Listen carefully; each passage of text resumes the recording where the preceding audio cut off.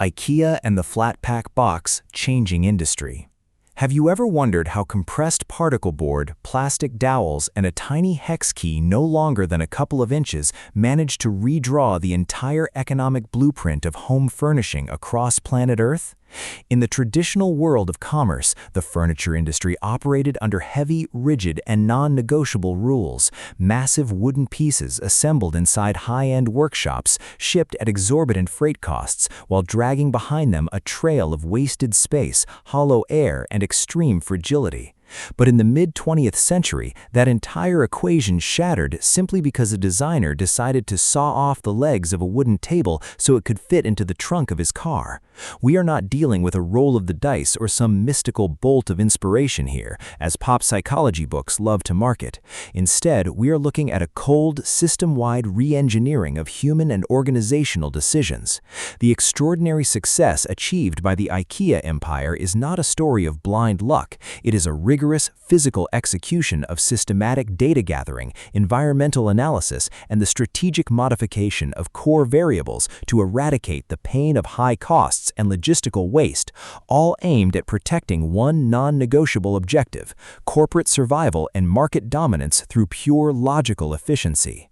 Chapter 1: The Carpenter Shock and Helmholtz Empire. To deconstruct this phenomenon from its very roots, we have to go back to July 28, 1943, in the village of Helmholtz, located in the Småland province of southern Sweden. There, a 17-year-old named Ingvar Kamprad founded a modest business, deriving the acronym IKEA from his initials, Ingvar Kamprad, his family farm, Elmterid, and his home village, Agunnaryd. IKEA did not start by selling beds or dining tables. It began with pens, watches, nylon stockings, and picture frames sold by mail order. Ingvar Kamprad practiced scientific thinking in its rawest form. He observed the behavioral data of his impoverished agricultural community, measured profit margins with surgical precision, and deduced that the average buyer seeks the lowest possible price without sacrificing the core functionality of the product. In 1953, Kamprad made a pivotal decision to enter the furniture market through mail-order catalogs. By 1951, he published the first official IKEA catalog, which later became one of the most widely distributed publications in human history.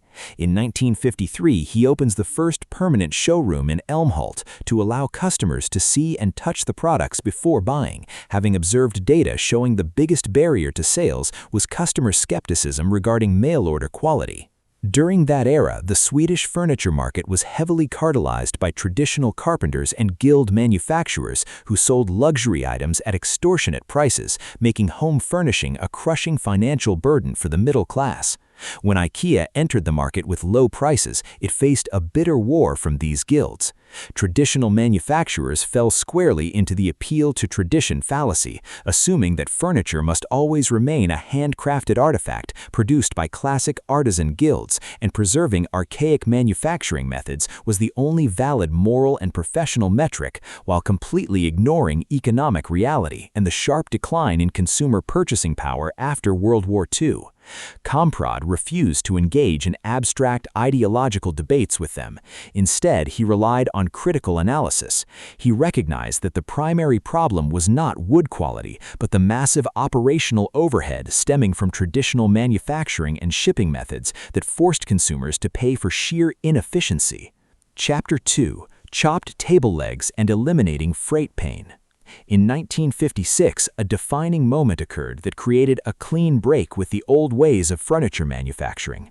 Draftsman Gillis Lundgren was attempting to load a small leaf-shaped wooden table known as the lovet into the trunk of his car. Frustrated because the fixed legs prevented the trunk from closing, Lundgren turned to his colleague and uttered a phrase that would define the future of retail: "Let's saw off the legs and put them under the table."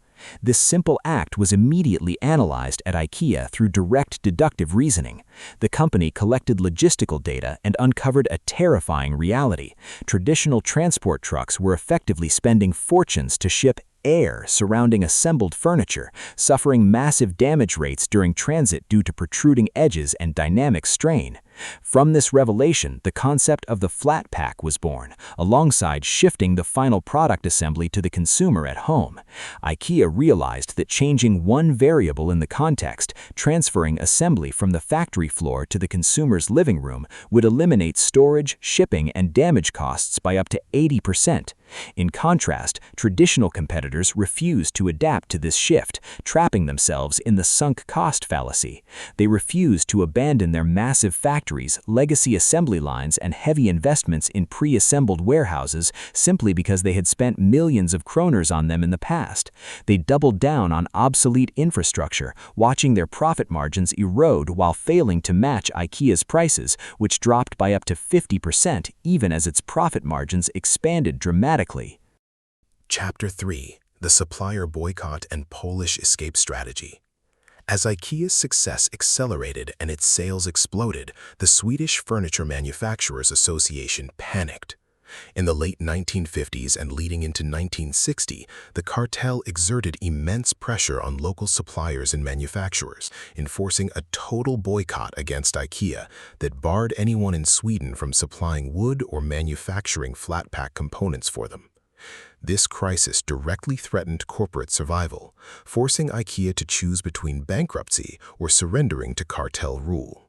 Competitors and local trade groups fell into the slippery slope fallacy, claiming in the press that allowing IKEA to continue selling cheap furniture made from alternative wood would inevitably lead to the total destruction of the Swedish forestry industry, lower craftsmanship standards, and the collapse of domestic manufacturing. Rational analysis, however, does not treat existential threats with panic.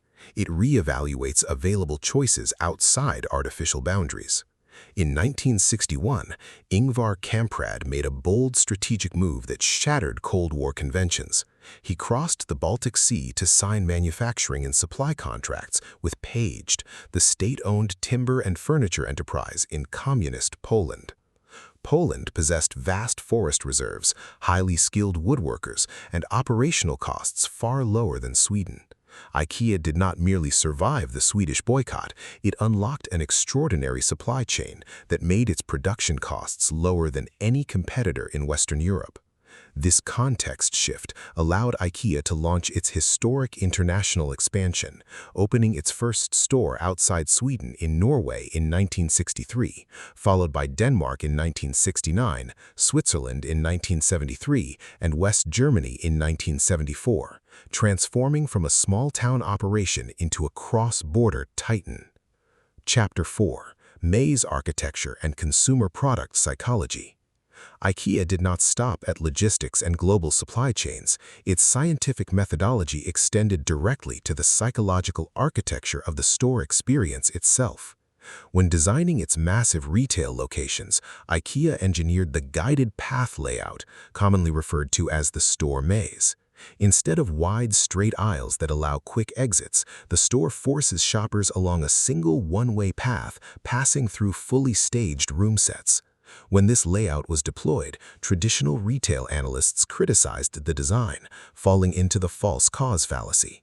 They claimed that forcing shoppers through a long, winding maze would be the sole cause of customer fatigue and business failure, falsely assuming that path complexity was the single determinant of shopper satisfaction. Behavioral analysis at IKEA proved the exact opposite. The maze was not an obstacle, it was a tool engineered to reduce the pain of decision paralysis.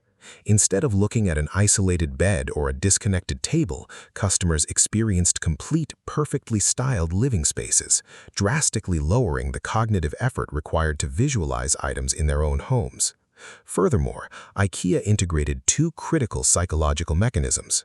First, the IKEA effect, a principle later validated by Harvard Business School research, showing that humans attribute significantly higher value and emotional connection to products they put effort into assembling themselves. Second, the mitigation of physical discomfort.